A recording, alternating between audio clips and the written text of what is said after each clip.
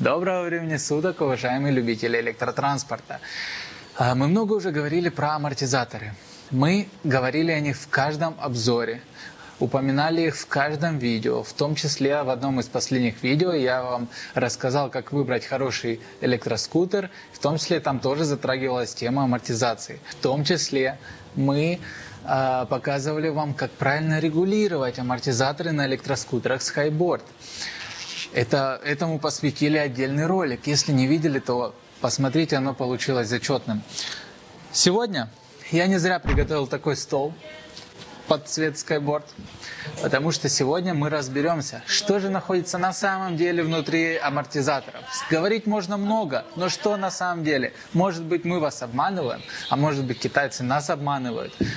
Во всех этих вопросах мы разберемся в этом видео. Сегодня мы разбираем передние амортизаторы. Вот так они выглядят. Что же внутри? Есть ли там вообще масло? Посмотрим. А также мы разберем самое интересное. Вот такие вот амортизаторы. Они являются задними. И посмотрим, почему же они называются воздушно-масляными на самом деле. Может быть, нас все-таки кто-то надурил? Поехали! Skyboard, меня зовут Евгений. Вперед!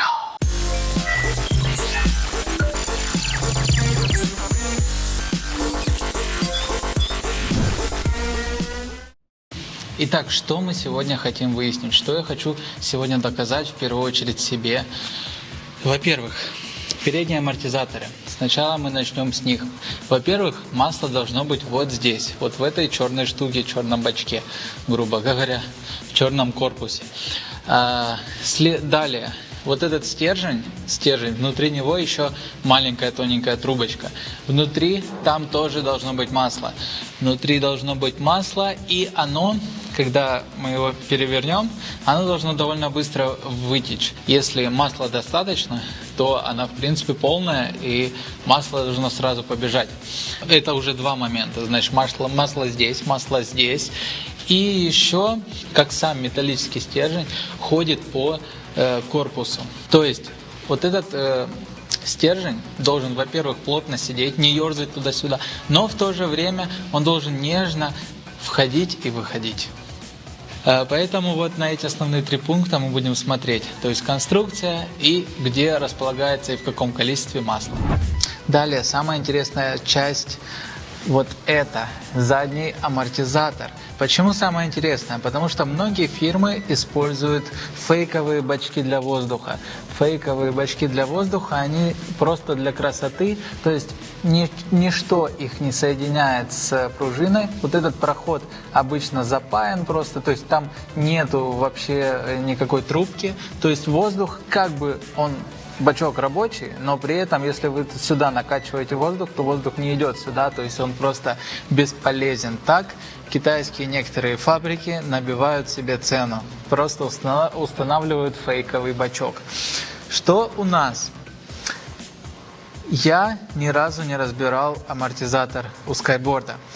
Поэтому сегодня мы это, во-первых, сделаем, во-вторых, посмотрим, есть ли вот здесь масло. Оно должно быть обязательно, его должно быть много.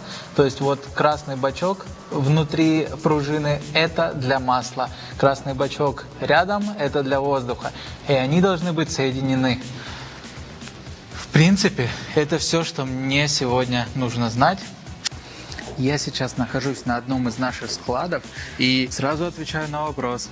Во-первых, я все еще в Китае, во-вторых, это наш склад. Я тут организовал такой небольшой уголок для съемки разбора разных частей электроскутера.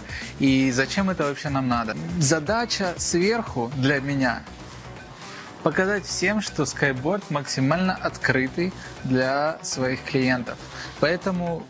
В принципе, мы снимаем как есть, поэтому я никогда не заучиваю текст заранее, поэтому я как получается, так и снимаю все время. Но ситуации разные бывают, мы в принципе все показываем, когда у нас был перегрев контроллера, когда у нас там с мотор-колесом что-то не то было, мы все вам показываем, поэтому это видео не исключение. Как сейчас будет, так я и выложу этот видос. Фух. Ну что, погнали? Это наш лучший работник Хафей. Туэма? Хэфэй. И сейчас он будет все делать, а я просто буду комментировать. Окей? Погнали! Для начала мы раскручиваем верхнюю гайку, и вот уже полилось масло. Соответственно, первый вопрос мы решили довольно быстро. Здесь мы все разлили, конечно же. И теперь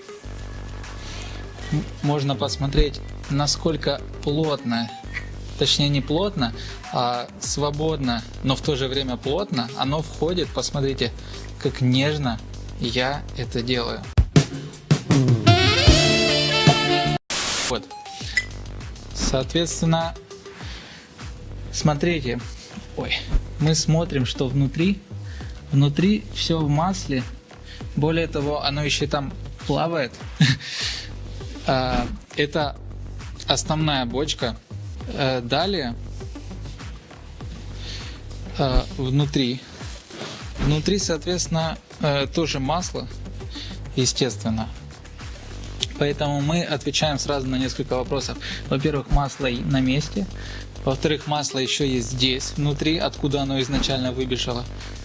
Вот, и выбежало оно довольно мощно, поэтому мы можем сказать, что масла тут много. Я уже весь в масле, не собирался вымазываться, но, знаете ли, что тут еще скажешь? Конструкция как надо, все сидит крепко, масла полно и здесь, поэтому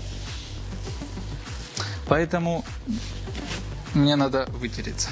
Сами посмотрите. Сейчас я вам этой камерой покажу, насколько здесь много масла вылилось. И это еще не все. Поэтому, я думаю, на этом мы закончим. Теперь двигаем дальше. Это откладываем в сторону. Потому что я не хочу, меня жена убьет, если я буду весь в масле. Я не думал, что его так много будет. Хэфэй сказал, что он не знает, как разбирать полностью вот эту всю конструкцию, поэтому мы жертвуем этим амортизатором ради вас. Так что он решил, что нужно распиливать ее. Я просто на ломаном китае-английском не смогу с ним особо договориться. Ну, типа, в китайские споры я не лезу, поэтому пусть будет как будет.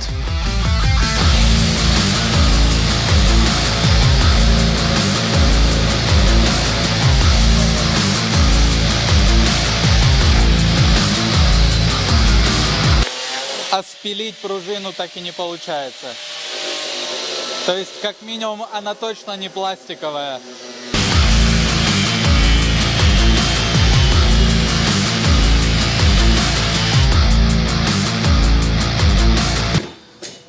Кажется, мы его наконец-то разобрали.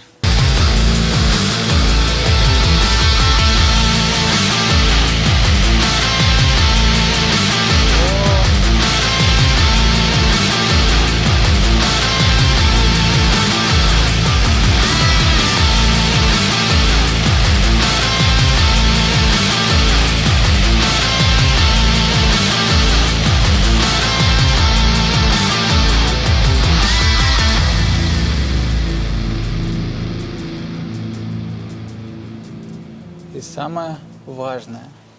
Итак, ребята, Хэфэй уже ушел. Я пытался успеть записать все, что происходит, поэтому кадры вы увидите, а я пока начну с самого начала. Смотрите, сначала мы распилили пружину. И... Ну, мы ее долго пилили, короче.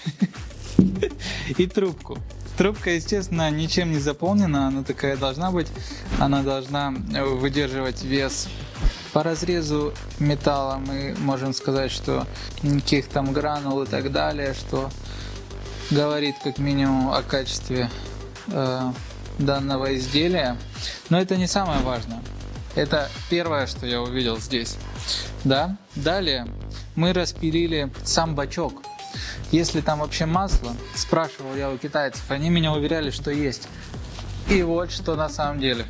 Там очень много масла. Резал Хэфэй, естественно, она разогревалась, она сейчас очень теплая.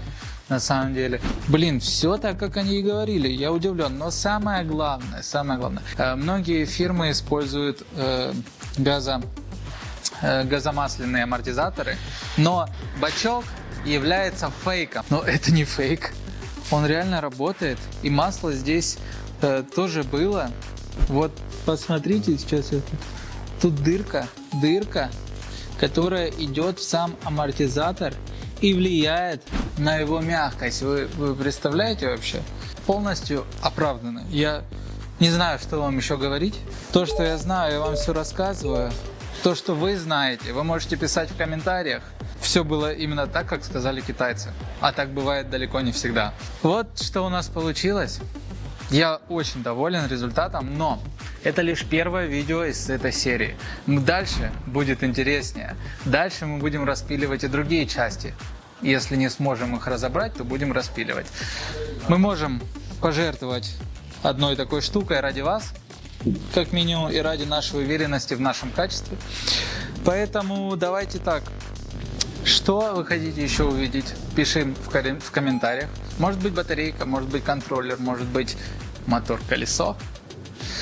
Короче, все ваши желания пишем в комментариях.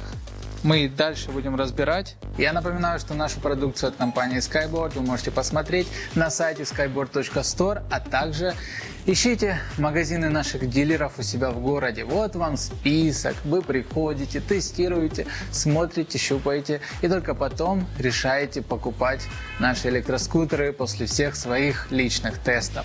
С вами был Евгений. Вот эту штуку я, пожалуй, возьму на память.